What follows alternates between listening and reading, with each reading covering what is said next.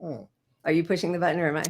I am pushing the button. Here. So do we set this up at all? No. Here. Barnaby Rain is a, I adore him. I first saw him on Novara Media, brilliant young British PhD student at Columbia.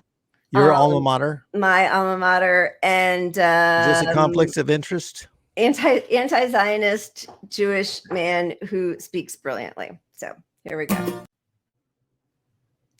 We both push the button at the same time. I'm going to do it.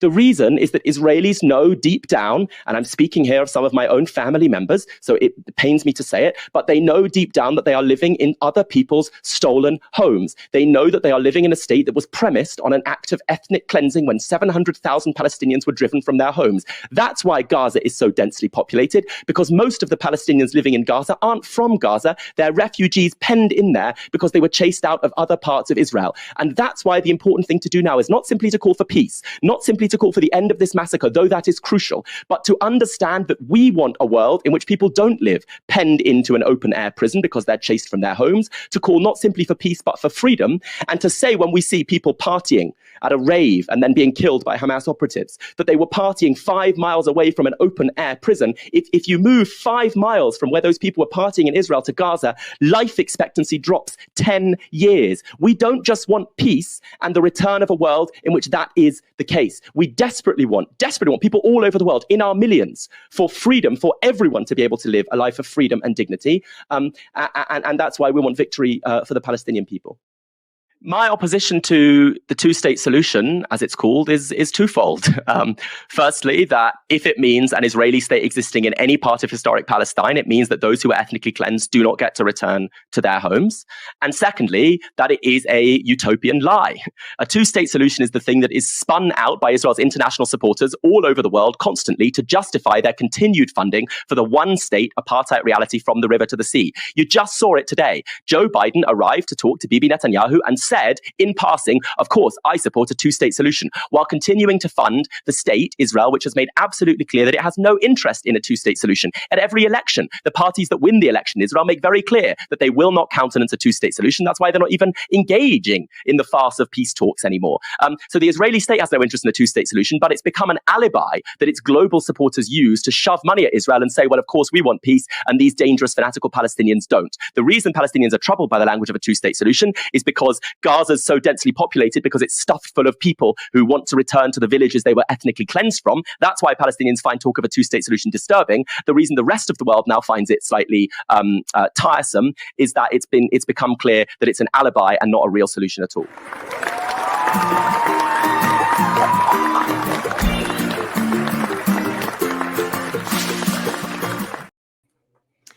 He's great. He speaks so eloquently, and every time they have him on Novara Media, he kind of shows up all the more wishy-washy hosts. Yeah, and I think this is really true. Palestine stands for all inequality and empire. It's why it resonates so strongly everywhere. I think that's really true.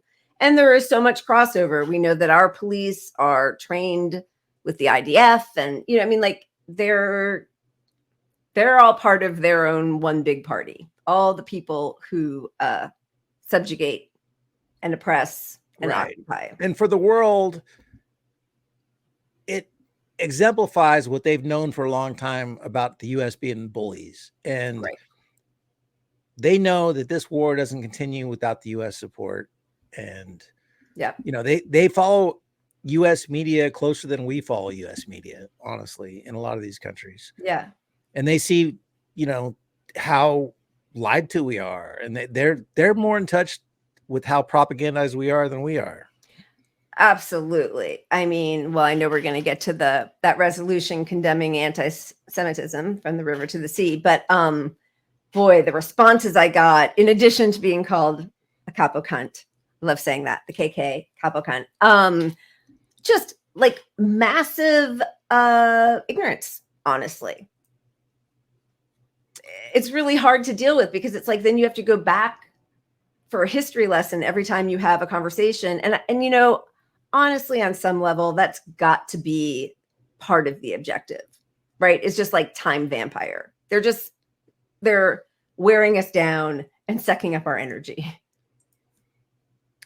I mean, they are. There's no doubt about it. Somebody struggling through life or just even doing well in life, but either way, it's so hard to follow this stuff closely. It's easy to tap out. It's draining. Yeah. The bots are online to just gaslight people into thinking you're the radical, crazy people. But the world is woken up. The US is woken up. People see this as it is. It's really a clear-cut moral right and wrong. Yeah. I mean, it really is. There's nothing complicated about it. All right, moving on. What do we got? Oh, well, look at that. That brings us right into unprecedented. Unprecedented. Not sure if any of you had the good fortune of watching CNN live on your flight, but boy, did they get the talking points. There was just a lot of talk about Iran's response, which they didn't even talk about as a response for the most part. It was like it happened out of the blue. Iran just started bombing Israel in this unprecedented assault. It was crazy. Completely unprecedented assault. Like no unprovoked. It was both those. It was unprovoked and unprecedented. First off, clearly provoked, just like Hamas was clearly provoked. Israel broke the peace agreement. There was almost a 1 year not peace agreement, but ceasefire. There's a 1 year ceasefire broken by Israel, admitted by Israel to having broken it, which is to get them to admit anything is crazy, but they admit that they broke the ceasefire that led to Hamas. Yeah, they broke it. They had already, I think 2023 before October 7th was already the deadliest year in the West Bank. No Hamas in the West Bank. And they had already killed hundreds of people in the West Bank. So obviously we know that was it a week and a half, 2 weeks ago, Israel bombed the Iranian embassy in Damascus and killed some high up generals, workers, I think 17 people. Which is the clearest violation of international law. Like the Vienna Convention. That's like that's part of a sovereign nation. It's not remotely debatable. You can't. Israel admitted to doing it. It is by all measures against international law to bomb an embassy. That is the point of having embassies in other countries. The safety. It's a safe haven in the crazy world. That's right. And here we are just supporting it and not even saying anything negative from our government about them committing that act, and then ignoring it and saying unprovoked and unprecedented the response. And meanwhile, so first there was a whole conversation where Iran and the US basically figured out like where the best locations would be. There was a warning. Everybody knew it was going to happen. So 300 bombs and rockets come over the Iron Dome, and $1 billion US taxpayer dollars help bring down all those bombs. Nobody gets hurt. $1 billion. $1 billion. And by the way, and like you said, though, it was they warned them that it's coming. They gave them the targets, the whole shebang. It was completely coordinated. It was a show of force. Like, we're not going to just take it. You're not allowed to bomb our consulate. We have to do something. Yeah. How could you not respond to your embassy being bombed? I mean, imagine what we would do. The embassy in your country being bombed. Yeah. Yeah. But also, so we have the capability of shooting down bombs and rockets. We can stop it. We just don't do it when those bombs are coming from Israel into Palestine.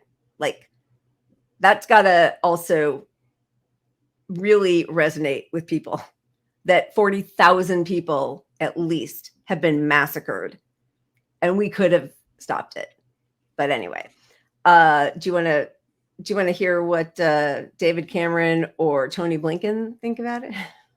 To mock them, yes, let's do it. Yeah. All right, I'll start with Mr. Blinken.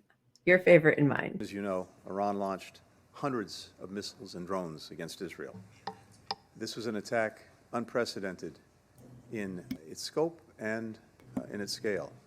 In its scope, because it represented the first direct attack by Iran on Israel. And its scale, because, as I said, there were more than 300 munitions fired, including ballistic missiles, as well as land attack cruise missiles and drones. Thanks to Israeli air defenses, as well as support from other countries, including U.S. military assets, virtually all of the incoming projectiles were destroyed and shot down. As President Biden underscored to Prime Minister Netanyahu, the U.S. is committed to Israel's defense. And I think what this weekend demonstrated is that Israel did not have to and does not have to defend itself alone when it is the victim of an aggression, the victim of an attack. In the 36 hours since, we have been coordinating a diplomatic response to seek to prevent escalation. Strength and wisdom need to be the different sides of the same coin. I've been in close communication with counterparts in the region, and we will continue to do so in the hours and days ahead. We don't seek escalation, but we'll continue to support the defense of Israel and to protect our personnel in the region.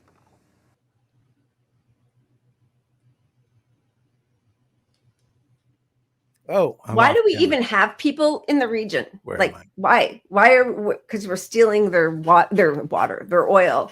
Also, like, that's more of a solemn response for 300 bombs that didn't hurt a person being lobbed there than, like, I don't know. It's just all so vile. But honestly, like, he was hiding his joy. Like, that was his sincere acting, because the people who prop his ass up could not be happier that the U.S. just spent $1 billion on that shit. Like, the military industrial complex is like, holy shit, we got away with $1 billion, no deaths. We get to look like the heroes. For our JP Morgan like pushed up Lockheed Martin. Oh yeah. What was it? It was this thing here. Upgrades Lockheed Martin stock after Iran strikes on Israel. Let's go. It's good business. War is a racket.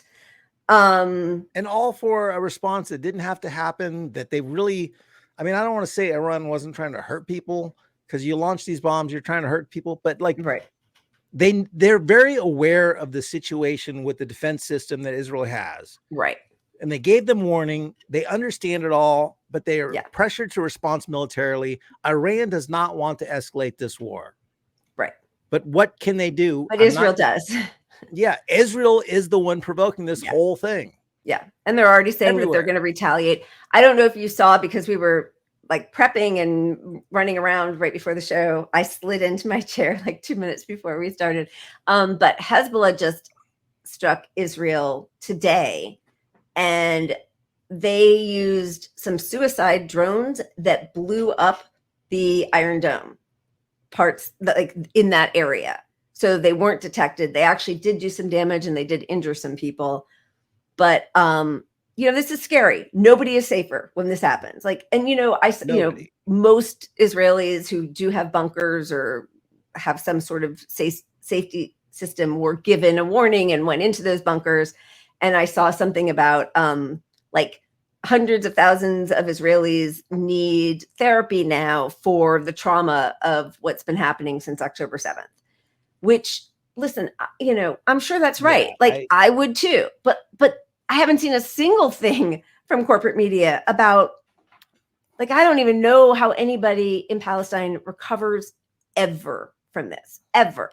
So we didn't even pull the story. You and I never even talked about it, but Israel put out another false story about 50 people that were at the concert killed themselves. Oh yeah, the mental illness. Yeah, and it turns out that's total lie. Always is total lie, based on somebody who retracted what they said. It's nonsense. There's no evidence Right. of it. At least there's Right. no evidence. Right. Now, granted, it was a traumatic event.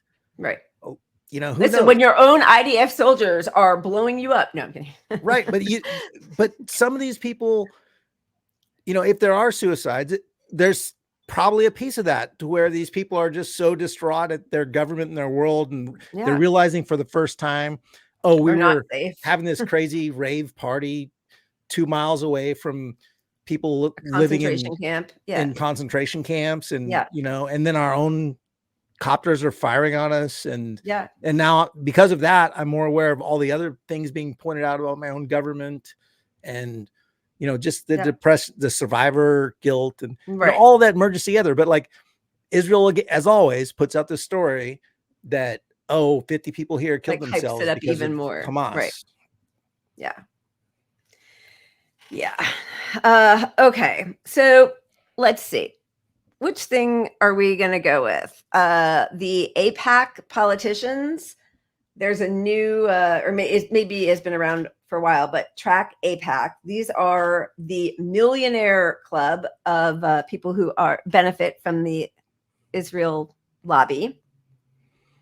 And I see 2 standouts on that list for us. Yeah.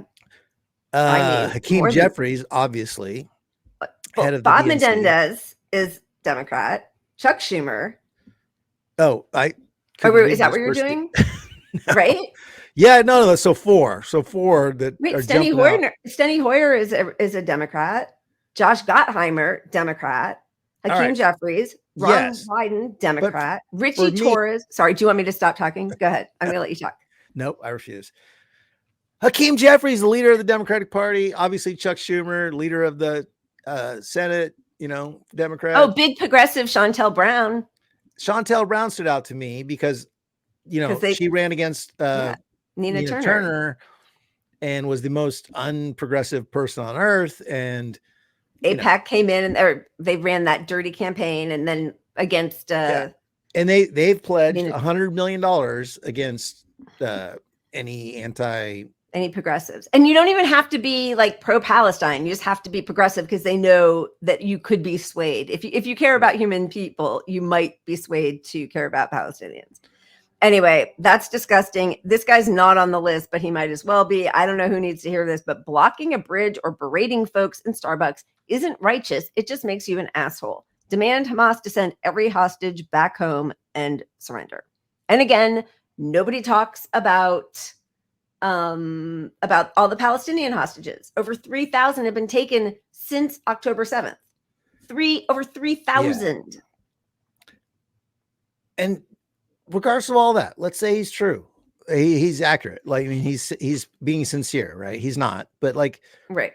How do Palestinians demand Hamas give back the hostages? How does that happen? How do they say, hey, Hamas, I mean, we don't have telephones. We're starving to death over here, but let's, you guys who are scattered all over, and there are only a few of you around, give back the hostages. Like it's untenable. It can't happen. Like there's no mechanism for any of this to happen.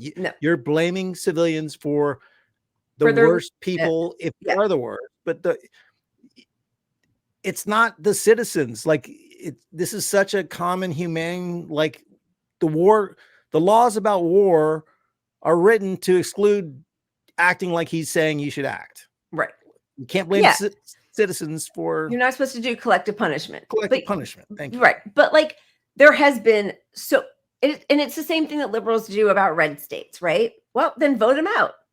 Vote them out. If you want to have clean water, vote them out. If you want good public education, Kentucky, you all have poisoned water. Yeah. Shouldn't vote for red. Republicans. Looks like your state's red. And it doesn't matter that like when you look, it's often like, 49, 51%. It doesn't matter that we had, Trump, who they all hate, for 4 years. Why didn't they vote harder against him?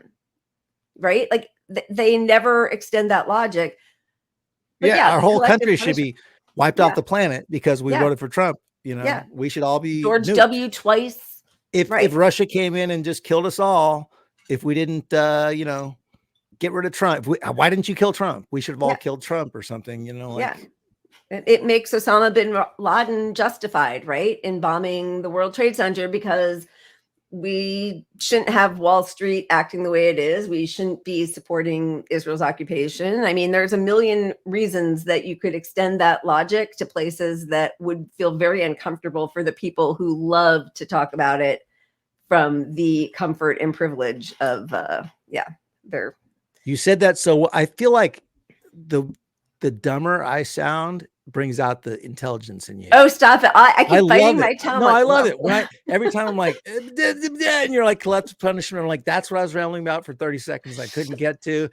And then you crush it. So look at that. Thank you for saying that. I need that. I need it today, especially. Okay. New House bill for those of you who don't have Medicare for all or a good public school system or are deep in debt. Don't worry. House Republicans put forward $60 billion for Ukraine, $26 billion for Israel, up from $14 billion that Biden wanted, $8 billion for Taiwan, because we got to get that China war going, and other Asia spending, a TikTok ban, and a bill to steal Russian assets. I mean, let's go. Let's go. Let's do this thing. Go. Yeah. And by the way, I feel a lot safer. Yeah. Feel a lot safer. We are also using this as a wonderful excuse to impose sanctions on Iran again. Again, like Israel attacked them first.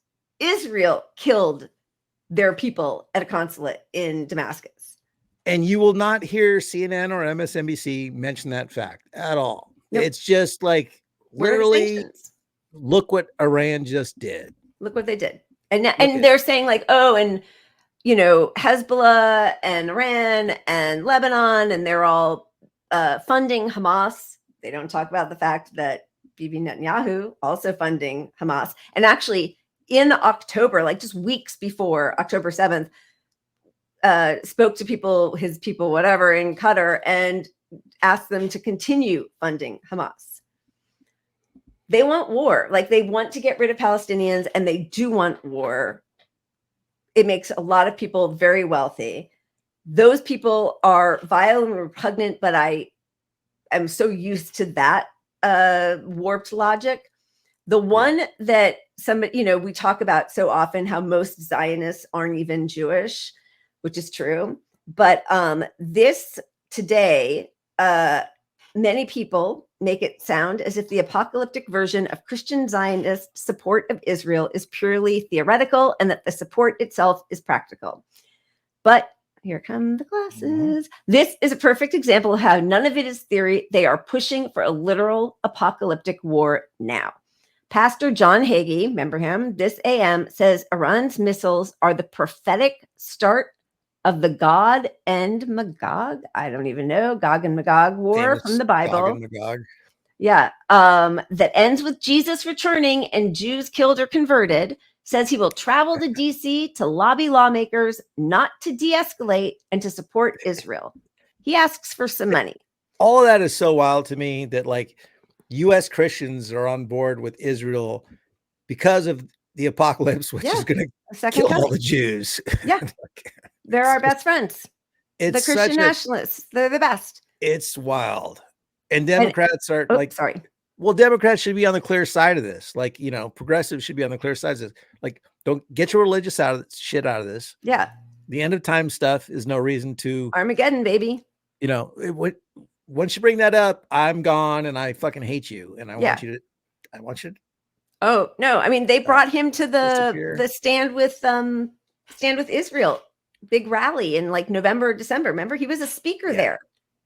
And just as a reminder, this is one of the things he said. He suggested the Holocaust was God's punishment against disobedient Jews and has said that the Antichrist will be partially Jewish, as was Adolf Hitler. Right. And he took the stage at the March for Israel in November. And Mehdi Hassan says, not just anti-Semitic, he's Islamophobic too, has suggested, among other things, that Islam not only condones violence, it commands it. But the Democrats who shared a platform, they like held his hand. Our politics are so fucked that like the MAGA folks, like a lot of them don't, the racist piece of them, right, don't know how to handle all this because they've hated Jews their entire life. They're like brainwashed to hate Jews. Yeah. but now we got to support Israel so that we could eventually hate them again at the end. And, you know, it is so warped. And, you know, it's like, I do think so much of it is when you don't have a clear ideology, you know, when the US, you know, encouraged and actually forbade a peace process between Ukraine and Russia. And then, you know, I started sending them articles like, we are funding far right neo-Nazis in Ukraine. We've been doing that since 2014 when we helped overthrow their government. And people would say, well, the enemy of my enemy is my friend. Like, I don't know. If the enemy of my enemy is a fucking Nazi, I've got two enemies. Like, I don't even know. Like, there's no world in which I'm like, no, me and the Nazis are going to team up now. What's worse than that? Which is why they keep saying Putin's worse than Hitler, right? Well, and you and I went to, I mean, the podcasting left class is a mix of people that care, a mix of people trying to promote themselves and make a life out of it. Some of them care, some of them don't. Right. But like a lot of the bullshit artists bought into this work with the right stuff. That was this, you know, what was the red, what do they call it? The Red Brown Alliance. Red-Brown Alliance. MAGA communism. Like the Jackson Hinkle, like the worst of the most obvious bullshit artists. Bausch or somebody, but like, I don't even know him. Yeah. You know, there was the podcasting class that was really like in bed with him, and he was like above them a little bit. So they all latched onto him, right? And they all latched on the door. And it's this ecosystem of like, get on bigger shows so you get a bigger audience and appeal to their audience. But anyway, the point is, Lila and I went on some of these shows and got shit on because we were against all this alliance with the people on the right. And honestly, fuck them. Like, they were wrong. They were totally wrong about all of it. We were right. I mean, you don't want those people in your ranks. You are dismissing so many people that would support your cause by bringing them into your cause. Yep. So like, I don't know. Anyway, and, you know, you're right. And, you know, I always feel weird going back to Bernie because I know that we're sort of all, you know, done with Bernie or whatever. Anyway, but, you know, he got a lot of flack for going on Joe Rogan, going on Fox, but he didn't go on and kowtow to them and be like, you're right, we should throw out the people on the border, or you're right, like, we don't need to be hampered by trans people and like, woke stuff. Yeah, he didn't do any of that. He went on and he did his same, you know, 10 issues that he's been talking about for 40 years. And at the end, they gave him a standing ovation and we're like, and Joe Rogan was like, yeah, I think I'm going to vote for you. Like, that's different from coordinating and, you know, doing like organizing with far right people. If they happen to attend your event and you can sway them because you're being persuasive with, you know, your ideology. This is just, it's different than platforming somebody who has views that want some of your audience members killed. Yeah, like, that they're fine. Not rocket science. Yeah, exactly. And if they want to support the cause, great. That is entirely different than like, hey, let's all meet in a room and talk and work it out. And I'll make you okay with reach over the aisle with them. Make me okay with your people, and we'll just grow that way. Like, that's not going to happen because you're going to tell most of my people who are more passive, or not passive is not the right word, but more peaceful in nature, we're going to join with the people with the guns. Yep. And who's going to win that fight in the end? The people with the guns. Yep. Well, and also it's really interesting because the same thing happens. It happens with the Democratic Party and their left base versus the Democratic Party, and constantly compromising with the Republican Party and talking about how we need a strong Republican Party. No, we don't. I wish the Republican Party would fall off the face of the earth, and most Democrats too. Like, I don't need a strong fascist party. What are you talking about? Why would you need that? And while you're doing that, because there's not infinity time or ability to do things with everybody, you are ignoring, or usually much worse, absolutely destroying the people who you're supposed to be fighting for. So, yeah. And if your solidarity includes not pointing out the massive flaws of the person you're partnering with, you are normalizing their views. That's right. Yeah. Which is, All right. Anyway, on that Israel note, what do we got? Yeah. What else do we got? So, well, I mean, they did just pass this resolution, this very important resolution, while, you know, a genocide is happening and we're sanctioning Iran for responding to a violation of the Vienna Convention. This is what the House did was, I think this was yesterday, the 16th. Yeah. Passed a resolution that the slogan "From the river to the sea, Palestine will be free" is anti-Semitic and its use must be condemned. Important matters at hand. while over 1 million, probably 2 million people in Palestine are starving. I mean, we have death totals around 40,000 official, but like, let's talk about what's really going on with all the kids starving there. Yeah. They just shot up a playground. I froze. I'm headed out. You might want to play a fun timeline, Glenn. Sorry, guys. No, keep that. I love that froze Yeah, it's picture. really good. It's like my red head nose. Scratching. It's you look like you have a huge hand, which you don't, by the way. It does look really big. It's weird perspective. Wait, what was that TV show with the guy who had the fake hand? Arrested Development. With right. With yeah. It was Arrested Development. It was also Sunny in Philadelphia. The guy, the lawyer with the fake hand. Anyway, I'm gonna play a little video until Lila comes back. I'll be back. Because we need some joy in our life anyway.